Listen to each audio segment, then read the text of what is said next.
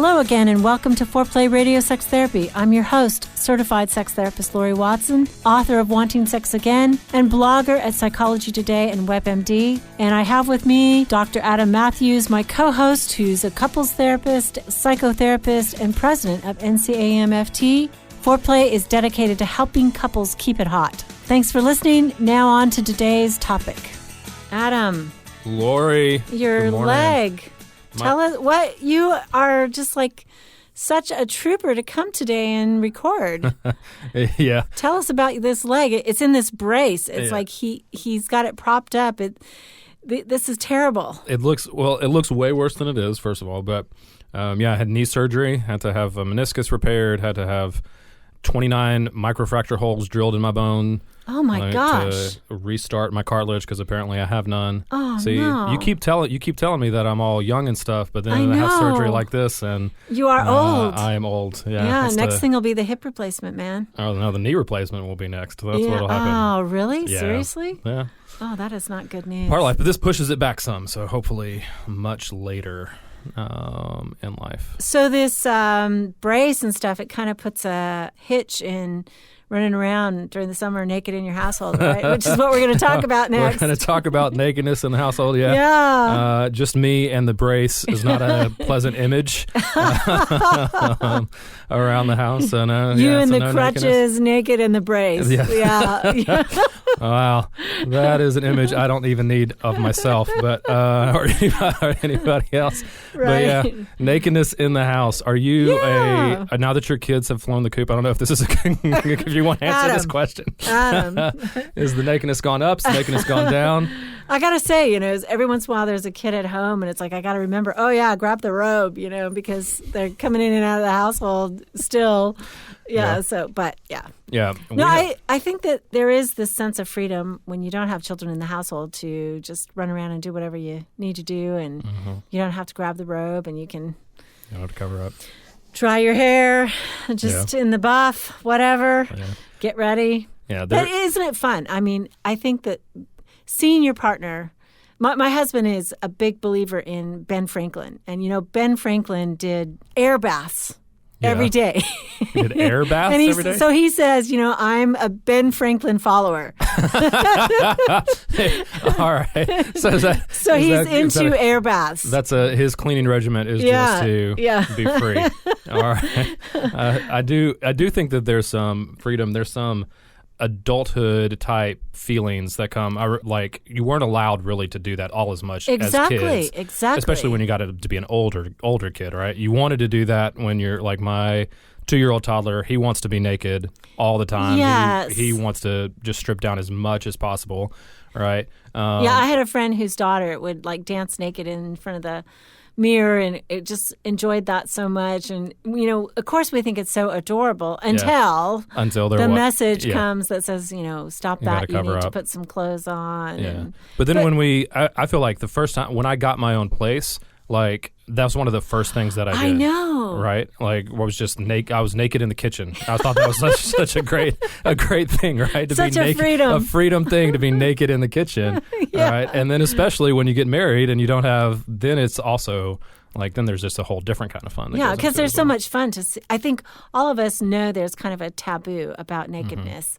And so when we see our partner, when we are personally naked, there's this excitement and fun associated with that. Yeah, there's a lot of freedom. It drops the inhibition, right? It's something that you just don't typically do around other people. And so getting to do that with your partner, it's exciting. Exactly. And I think so many people want that to continue. They want, that freedom and self-consciousness to continue.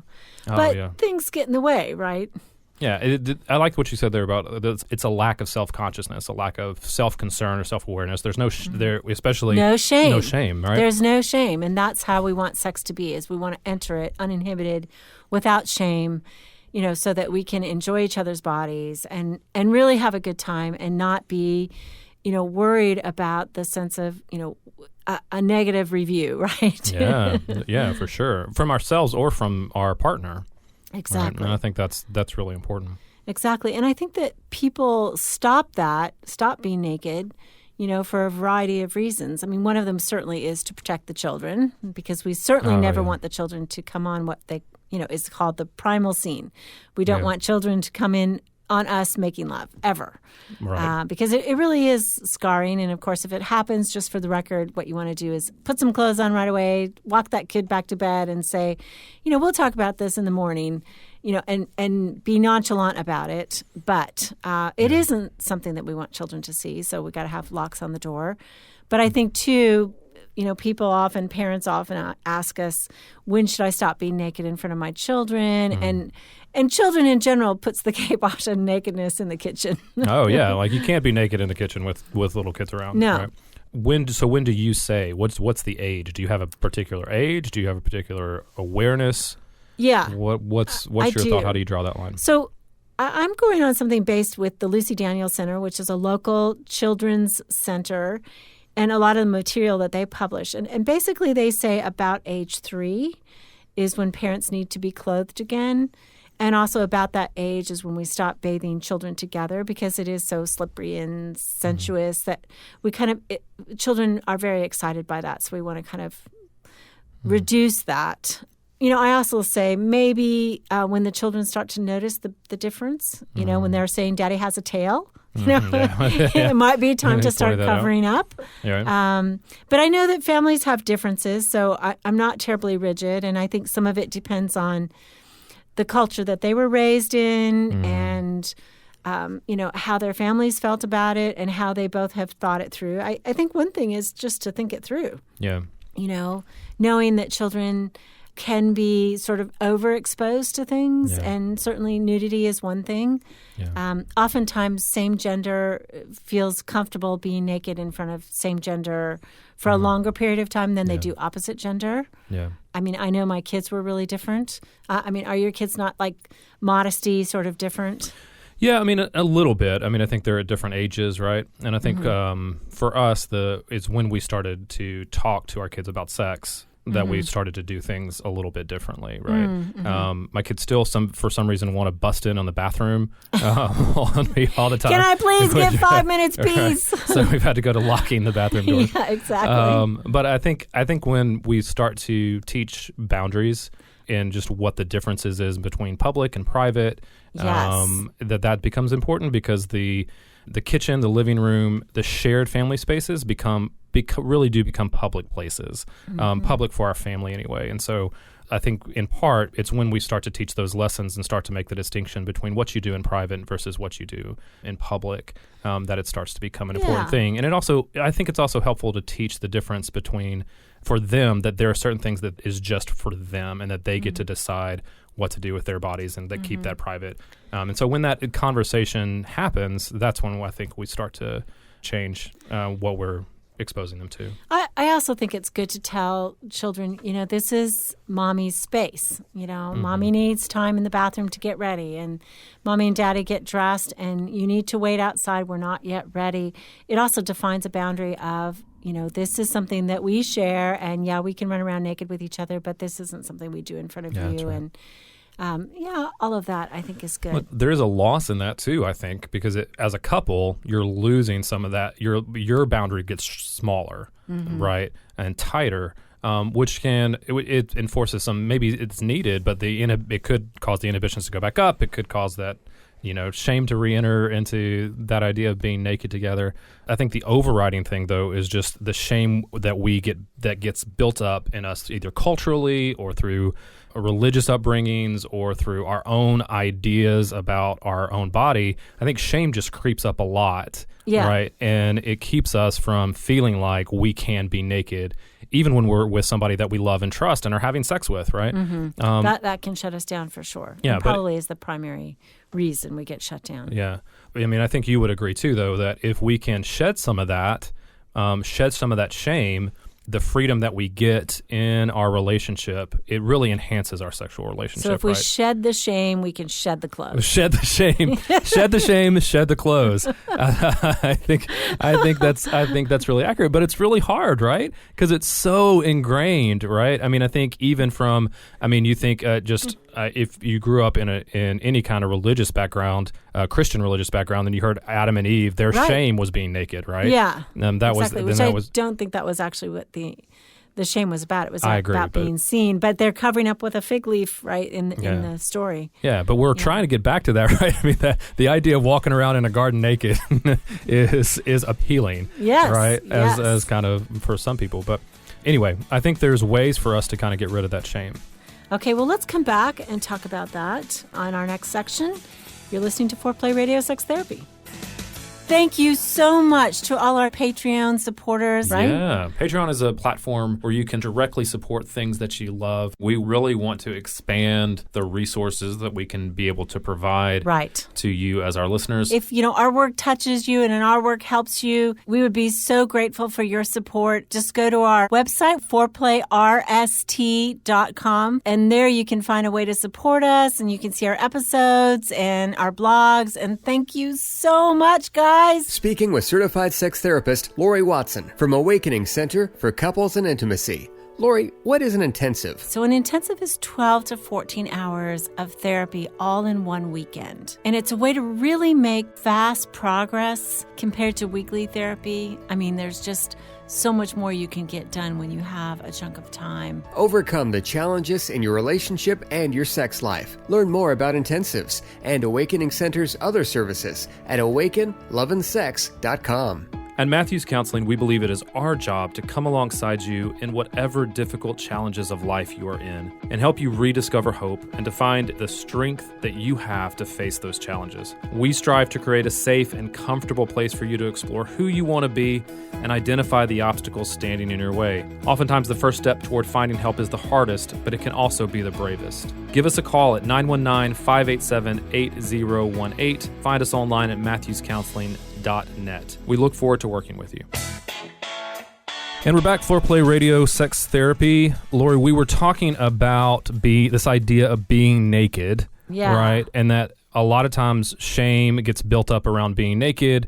But why is it important? Why do we think it's important for people to be comfortable being naked with their partner? Yeah, I mean, first of all, the visual, seeing the other's form and seeing them so vulnerably, builds attachment and let alone sexual excitement. I mean that's exciting too. And the studies also show that couples who sleep naked together actually have more happiness. Really? So I mean, being comfortable naked and nude in front of your partner in two ways, right? Visually and for touch is really important. And I have a lot of patients who talk about the disappointment they feel that after a certain period of time, their partner won't walk around naked anymore, and they miss that sense of, I get to see you completely vulnerable, completely naked. I mean, it is appealing sexually, but it's also something like deeply personal about having one person who will do that with us. Yeah, because I think when the clothes go back on, right, we get less comfortable with being naked with our partner, there's a little bit of a barrier there, right? That's not just the clothes. There's an emotional barrier that comes that's going to limit our satisfaction sexually, but it's also going to limit our closeness, right? Not that you still can't be close, but there is a limit there, right? That means that we can go this far, but we can't go as far as me being completely vulnerable with you, right? Exactly. Completely naked, right? There seems to be a parallel between our comfortability being physically naked and being emotionally naked, and when we're able to get there, we're increasing our happiness, is what you said, right? That seems to make sense to me. And I think there might be some people who are uncomfortable seeing their partner naked, which that's sad to me too. In some way they have some aversion kind of issue. I mean, certainly I deal with aversion disorders, which are people who do not want to see, do not want to touch their partner's genitals. And that can get in the way. And that would be a very serious form of not being comfortable naked. Right. And some people may just have a preference, right? But that's going to be, that to me is going to be a low percentage of people that they can be emotionally vulnerable and it's a preference that they don't want to be naked in the daylight. But I think by and large, right, this idea that we have to combat this body shame that kind of gets just built up in us over time. Yeah, I think the vast majority of the reason people shut down is the body shame. Yeah. So how do we fight that? How do we begin to work on that, to decrease that, so that we do feel comfortable in our own skin, which I think is the biggest thing. Well, I think there's two things. One is, a partner's reassurance is really important. The partner saying, hey, it gives me a thrill when I see you walking around naked. Or just that sense of, I know for us, it's just fun to be away in a hotel room together, and we always seem to get ready naked, and it's just like this fun moment that is the continuation of your vacation or whatever. It's freedom. Yeah, and I think for committed couples, right, you're not doing that with anybody else. Like, that's the one person that you're doing that with, and that complete acceptance, right, of the other person's body is just a huge thing that you get to offer to each other as care for your relationship. Yeah, I think that's what I'm saying. Exactly, you got it, is the sense of acceptance that your partner gives you that, is really encouraging in terms of being able to just go about your morning routine or whatever, stark naked. Yeah. And I think that there's verbal encouragement, right? I want to see you naked. I like seeing you naked. I love your body.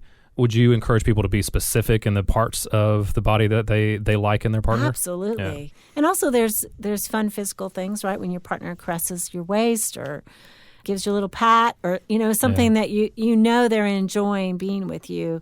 And that's really reassuring. Yeah. I think, too, there has to be self-compassion. Oh, yeah, absolutely. In order to get through this world where we are held up against standards that are supermodels, right? And women who have babies and 6 weeks later, they have perfectly flat stomachs. I do not know how they do that. My gosh. But some of those actresses and stuff, they do that. But I think guys are getting that message more and more these days as well. You're right. Right? Yes. And I think so for everybody, there's a sense of this image and that we have to uphold, and that if we don't uphold it, there is something wrong with us. You have to have abs that show and show the cut, right? That's right. You got to have the right show, cut. But show the muscles below. That's right. The way that we fight back against that, one way that we fight back against that is really start to addressing those narratives that we have running in our head. Right? So in the therapy world, this tends to be called like positive self-talk. It gets made fun of sometimes, because there's lots of, Saturday Night Live type skits out there that make fun of this. But this is something that's really important, that we cultivate our own self-acceptance. Like, we have to begin to develop narratives that talk back to those messages that we get from the outside world that start to become ingrained in our own head, that we just hear naturally, that run on that loop over and over and over again, that we have to fight back against on a regular basis. And if we don't have the language for that, we get some of that from our partner, right? When our partner says, I love your body, like that we can start to internalize that message a little bit. Right? It's not enough, right? And many partners say, look, I tell them all the time, I love seeing them naked, I love their body, and it doesn't penetrate. It doesn't go into their soul in a way that gives them more freedom. So the self-compassion piece. Yeah, absolutely. An example might be, I am enough, right? That may be something, or my body is enough. Or even throwing doubt into the standard when you hear that message of, I have to look a certain way. You start to say, that's not true. That's not a reasonable standard, right? I am enough for myself. My body is enough for my partner.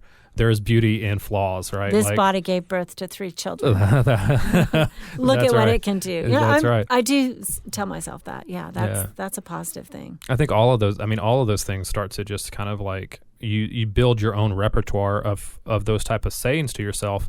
They do start to work. I'm enough. I'm okay. I had one client who just said I'm okay out loud every time he got anxious, right? And that became really powerful for him. Like, I'm okay. I'm okay. And the thing about it, too, is I think you have to start saying those things to yourself even in the moment. So, like, when you're being brave and getting naked with your partner in the afternoon with daylight streaming in where you can't make it completely dark, right? You're saying that to be brave and to start to, as you shed clothes, you're shedding the shame, right? And I think that becomes a really powerful thing to be able to do. And I would say it's not about diet and exercise that builds confidence, because I know scads of people who are really fit who have very little confidence. It's something else that gives them the sense of, because everybody, no matter what, has some flaw, but there's something else that gives them the sense of being able to be free like that. Yeah, I think that has to come internally, right? I think it does. I think most people try to find that in diet and exercise, or they try to find that confidence for their body in other things that are external to them. And you tell me what you think about that, but I think even if they try to find that in their partner solely, they're going to come away short. right? It is the partner's job to be encouraging, to say those things. But if I am trying to find my shed my shame through my partner, like eventually that's not going to be enough, right? Exactly. It has to come internally from that. Exactly. You were mentioning some things that I think are very helpful about what couples can do together to start to shed some of that shame. You do the internal work, right, yourself, right? Yes. But then with your partner, and one of those things you can step into, right, that skin-on-skin contact, if you're not really comfortable just like walking around naked together, right? You At least be naked under the covers. Yeah, so right? sleeping naked together has some cuddling benefit. naked. And, another thing that occurred to me as we were talking, that we can also use arousal to help us become less self-conscious, because many people, once they become aroused, will shed, the covers or the clothes. It's like that gives us confidence, actually. Yeah. That arousal is a magical thing. Yeah. I think when you start there, kind of under the covers, right, but you're still experiencing being naked together, like that's what you're talking. That's where it goes into. It can lead into arousal, but it may not have to, right? But that just being naked together, that skin-on-skin contact that we're talking about, you're accepting of each other's nakedness, and sleeping naked together, I think, gives you some of that, because you're just being comfortable, right? You're just getting comfortable with your naked self and your partner's naked self together, and I think it has a lot of benefits that way. And then when it leads to arousal, right, then it just becomes even more so, right? You just increase your comfortability with that. Is comfortability a word? I don't know. Saying it. I'm just going to claim it as a word if it's not a word. It's an Adam word. I like it. Okay. So overall, more comfortability with nakedness. Yeah, that's what we encourage you all to have and to strive for. Shed the clothes, shed the shame. It'll lead to more attachment, and that's what we want for you. And more attachment makes sex better. That makes for optimal sex, right? Absolutely. It's a sense of connection. So there we go. Not to mention the thrills of being naked. That's right. So thanks for listening. This is Foreplay Radio Sex Therapy. You can now call in your questions to the Foreplay question voicemail. Dial 833-MY-4PLAY. That's 833-4-PLAY. And we'll use the questions for our mailbag episodes. Hey, help us stay on top here at Foreplay. We'd love it if you would subscribe and share it with your friends. And please take 1 sec and rate and review us. Thanks so much. All content is for entertainment purposes only and should not be considered as a substitute for therapy by a licensed clinician or as medical advice from a doctor.